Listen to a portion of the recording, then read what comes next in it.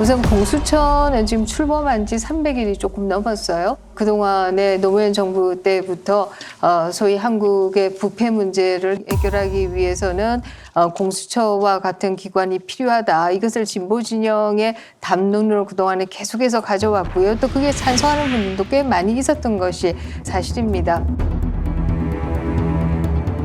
그런데 지금 현재의 공수처를 본다라고 하면 기대와는 달리 지금은 그냥 윤석열 수사처로 전락했다. 이렇게 얘기해도 과언이 아닌 것 같다라는 생각을 하게 되고요. 지금 공수처가 이 300일 동안에 법원에 영장을 청구한 게 딱 2번 있었습니다. 체포영장 1번, 그리고 구속영장 1번. 근데 그 2가지가 다 기각을 당했어요. 법원에서 다 허용을 해주지 않았습니다. 이것은 공수처가 수사기법에 있어서 뭔가 문제가 굉장히 있다는 얘기 아니냐라고 얘기할 수밖에 없고요. 그리고 그 2가지의 영장 청구가 모두 고발 사주와 관련된 문제였죠. 그래서 그 당시에 손준성 검사에 대해서 체포영장을 공수처가 쳤고 이것이 기각당하자 막바로 또 구속영장을 쳤어요. 그런데 이때 사실 그 대한변호사협회에서 이에 대해서 비난 성명도 나왔습니다. 어떻게 영장을 연달아 칠 수 있느냐.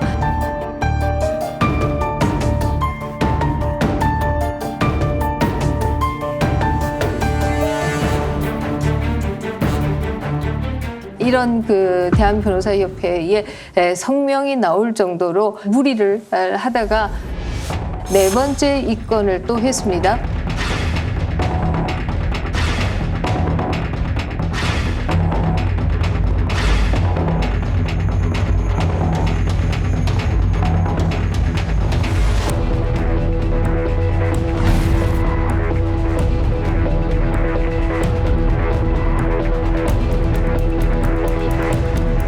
한명수 전 총리에 대해서 수사하는 것을 윤석열 총장이 방해했다. 사실 이것도 그러합니다. 조국 전 장관의 수사와 마찬가지로 한명숙 전 총리도 이미 대법원에서 유죄 판결을 받았고 더더욱이나 한명숙 총리가 받았던 돈이 동생의 전세 자금으로 쓰였다라고 하는 것도 명백하게 나오지 않았습니까? 근데 이것을 그 당시에 검사가 위정을 교사해서 이렇게 유죄가 나왔다. 이 주장을 계속한다라고 하는 것도 저는 지나치게 진영 논리적이다. 그리고 그걸로 인해서 또 전 총장에 대해서 공수처가 또 수사를 하겠다라고 입건을 나섰다라고 하는 것도 정말 공수처의 역할이 무엇이냐 질문할 수밖에 없다라는 최근에 생각입니다. 사실은 그 대검 그 감찰부장 한동수 감찰부장이 대검 대변인 검사의 핸드폰을 이미 제출식으로 압수수색을 했어요. 근데 그 핸드폰은 지금 현재 대검 대변인뿐만이 아니라 그 전 대변인까지도 계속 쓰던 거를 이제 계속 이어받아서 쓴 겁니다. 근데 공교로운 거는 이거를 압수수색을 해갖고 포렌식을 하자마자 공수처가 대검 감찰부를 압수수색을 해요. 그래서 그 포렌식 한 거를 그냥 그대로 가져가 버립니다. 만약에 이게 정말 대검 감찰부와 공수처 안에 서로 모종의 어떠한 그 연락이 있었다면은 이거는 특정 후보를 겨냥한 거의 공작 수사에 가까운 거예요. 그렇게 된다면은 또한 그 압수수색 과정에서도 불법적인 요소가 많아요. 왜냐? 우리가 보통 검찰에서 누구의 핸드폰을 압수수색하고 포렌식 할 때는요 반드시 그 사람을 입회를 시켜야 됩니다. 왜냐하면 포렌식 하는 과정에서 조작이 될 수가 있어요. 그럼 그 사람이 그걸 인정 안 하면은 증거로 쓸 수가 없는 거예요. 근데 그 사람들은 전혀 배제된 상태에서 뭐 수사 전문가가 가서 뭘 입회했다? 이건 말도 안 되는 거고 사실 그래서 이것 때문에 지금 언론에서 난리가 난 거예요. 왜냐? 이 대검 대변인은요 기자들하고 사적인 대화를 문자로 많이 해요. 그렇죠. 그러면 이 언론인들이 볼 때는 언론 완전히 탄압이지. 언론 탄압이고 언론 기자들과의 어떤 은밀한 대화를 다 발췌해가는 거예요. 기자들이 항의 방문했잖아요. 항의 방문했죠. 그랬더니만 김호수 총장이 뭐 공무집행 방해한다고 난리쳤죠. 아니 그러니까 이 공수처를 외롭지만 줄기차게 반대해 왔던 사람으로서 정말 요새 보람이 느껴지는데 전 세계 어느 나라에도 공수처와 유사한 기관은 존재하지 않죠. 다른 한 곳인가 그 유사한 어디가 있습니까? 뭐 되게 이게 수사권만 갖고 있지만 기소도 일부 할 수 있는 곳이 있었던 것 같습니다. 기소도 할 수 있는 그 기관이라는 곳은 고위공직자를 수사 대상으로만 합니까? 통상 공직자 비리 그게 관련된 어디입니까? 거라. 예, 나중에 한번 살펴보겠습니다. 지금 차관님도 모르시는 겁니다. 그리고 지금 저 수사권과 기소권을 분리하는 것이 글로벌 스탠다드고 우리 검찰 개혁 방안도 지금 특수부 폐지가 결국은 검찰의 직접 수사권을 내려놔서 수사권과 기소권을 분리한다고 하는데 공수처는 왜 수사권과 기소권을 다 가져야 됩니까? 지금 검찰에 대한 견제, 검찰이 갖고 있는 견제제 장치로 작동을 할 것을 국민들이 요구하기 때문에 검찰과 유사하게 수사권과 기소권을 다 가진 공수처가 권한 남용을 한다면 어떻게 제어를 할 수가 있습니까? 이게 이론적으로는 검찰이 너무 힘이 세니까 다른 기관을 만들어서 검찰을 견제한다고 하지만 지금처럼 악용되면 정권 입장에서 검찰을 지금 인사권 가지고도 좌지우지하는데 이제 수사권 가지고도 좌지우지할 수가 있는 겁니다. 대검 대변인이라는 것은 결국 검사인데 검사가 정권 마음에 안 들면 그동안 있었던 여러 가지 거를 검찰 협조하에 공수처에 넘긴다. 그리고 까딱하면 수사받는다.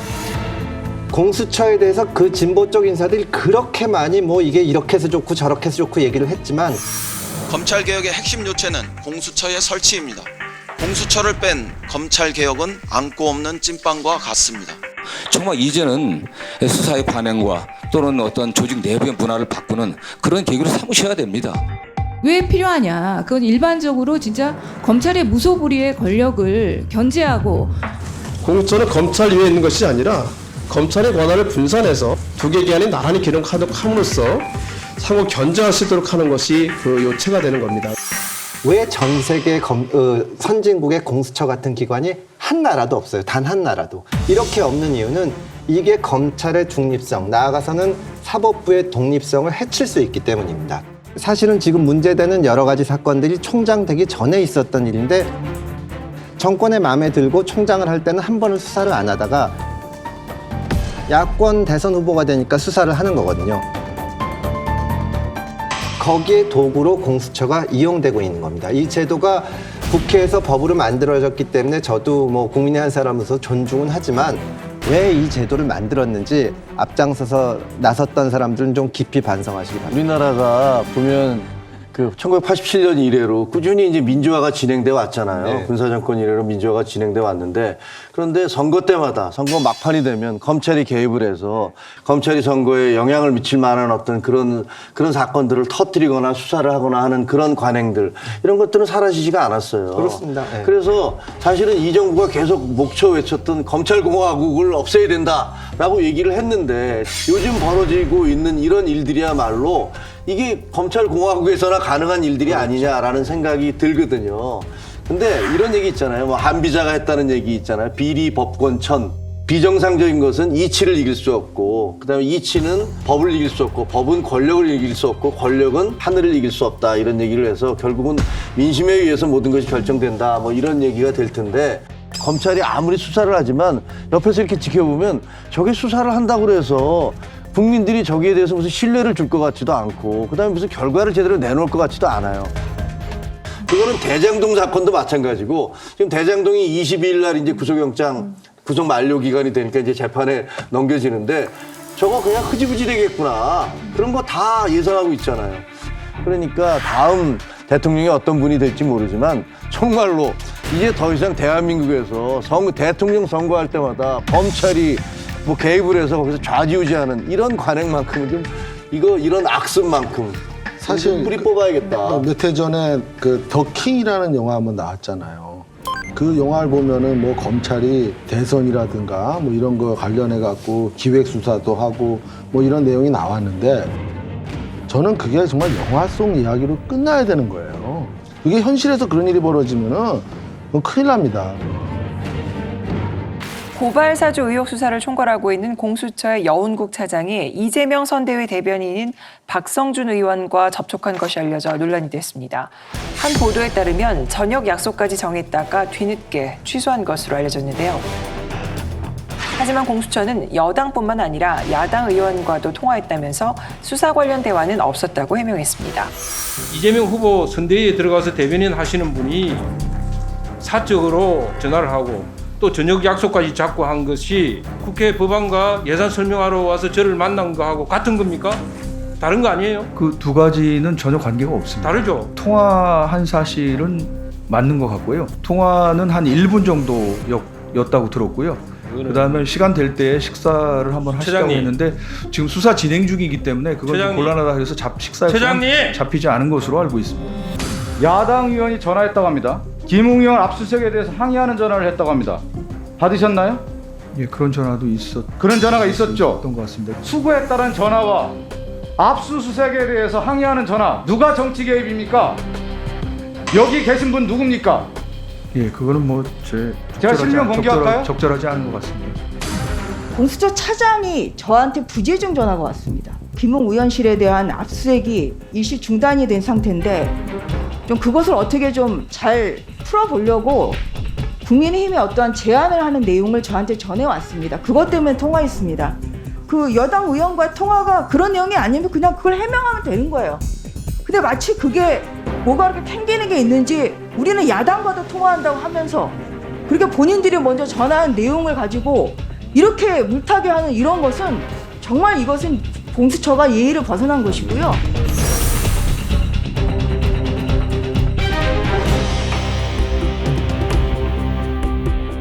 만약에 저게 정말 사실이라면 과거에도 왜 공수처장이 왜 이성윤 서울지검장 관용차로 그 뭐 이렇게 황제 접대하듯이 이것도 또 공수처의 어떤 정치적 중립성에 대한 또 다른 어떤 의구심을 야기시키는 아주 굉장히 중요한 사건이거든요. 게다가 지금 공수처가 아까도 얘기했지만 그 대검 감찰부를 압수수색하면서 검찰하고 모종의 어떠한 그런 관계가 있지 않나, 이런 밀월 관계가 있지 않나 이런 의심이 되는 상황에서 이런 일이 벌어졌다라는 거는 결국은 공수처가 처음부터 어떤 수사의 어떤 객관성이라든가 공정성보다는 어떤 친정권적인 성향이 강하고 권력의 파수꾼으로 전락하는, 이렇게 된다면은 향후에 정말 이 공수처의 어떠한 존립 여부에 대해서 한번 정말 심각하게 재고해야 되지 않을까 이런 생각이 듭니다. 더더욱이나 여운국 차장의 경우에는 본인이 지금 직접 수사에 참여를 하고 있지 않습니까? 일각의 얘기를 들어보면 구속영장을 법원에 청구했을 때 본인이 직접 나가서 PT도 했다, 이렇게 알려지고 있습니다. 그렇다라고 하면 이렇게까지 수사 현안에 직접적으로 관계되어 있으면서 국회 연락 업무를 한다라고 하는 이런 핑계를 들면서 의원과 식사를 한다라고 하면 이 수사의 공정성에 대해서 누구나 다 의심할 수밖에 없는 것이 아닌가. 더더욱이나 공수처가 그동안에 보여온 모습들이 사실상 지금 뭐 1호 수사라고 하는 서울시 교육감에 대한 수사를 제외하고는 윤석열 후보에 대한 수사가 전부예요. 저는 솔직히 그거 있잖아요. 1호 수사를 지금 조희연 그 교육감을 했잖아요. 민주당 쪽.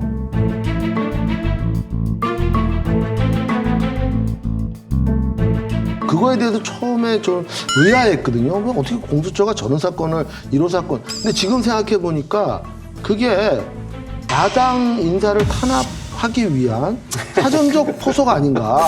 그러니까 우리가 여당 쪽으로 이렇게 했으니까 이제 야당 할 차례야. 말하자면 꼰투를 치면 잽을 날린 거 아닌가. 실제로 이제 라이트 훅이 이제 장전돼 있는 거죠. 처음에 그렇게 안 봤는데 지금 공수처가 하는 행동을 보니까 굉장히 그런 의심이 드는 거예요. 일부러 이거 밸런스를 맞추기 위한 형식적으로 이렇게 한 거 같잖아요. 공수처에서 수사를 해서 아니, 기소도 안 넘겼잖아요. 기소도 안 기소하라고. 네, 근데 경찰에서 기소 안 하고 하잖아요, 또. 공수처에 대해서 그 정치적 중립성이 많이 지적이 되는데 사실은 진짜 문제는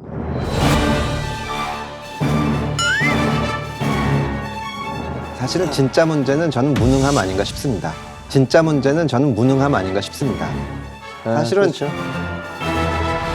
강 변호사님도 그렇고 저도 수사를 해보지만 실제로 고발 사주 사건을 수사를 하려고 하면 항상 상대방에서 우리를 공격할 수 있다는 생각을 해야 되고 오해를 받을 짓을 하면 안 됩니다. 지금 전직 검찰총장 이거를 수사하는데 반대쪽 당 국회의원이랑 저녁 먹을 약속을 한다는 거는 정말 무능한 겁니다. 이거는 말하자면 수사의 ABC를 모르는 사람이죠. 그건 경찰, 검찰 절대 그런 짓은 안 하는데 지금 공수처 가신 분들 보면 정말 내 꿈을 펼쳐라 하고 있는 것 같기도 하고 이게 과연 맞는 건지 이런 제도를 두는 것이 정말 참 의문입니다.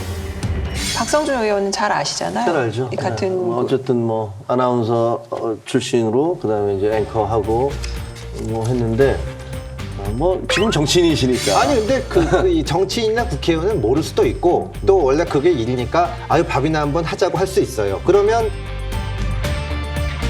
여행국장 측에서 아유 대단히 감사합니다만 지금 이런 사건이 있어서 못한다 하고 딱 그래야 그건 모든 사람이 이해하지 않습니까? 그건 당연한 그러니까 이 사람 수사하고 있는데 반대쪽에 있는 B라는 사람의 변호사가 밥 먹자 그러면 평소 친한 사이라도 밥을 먹으면 안 되죠.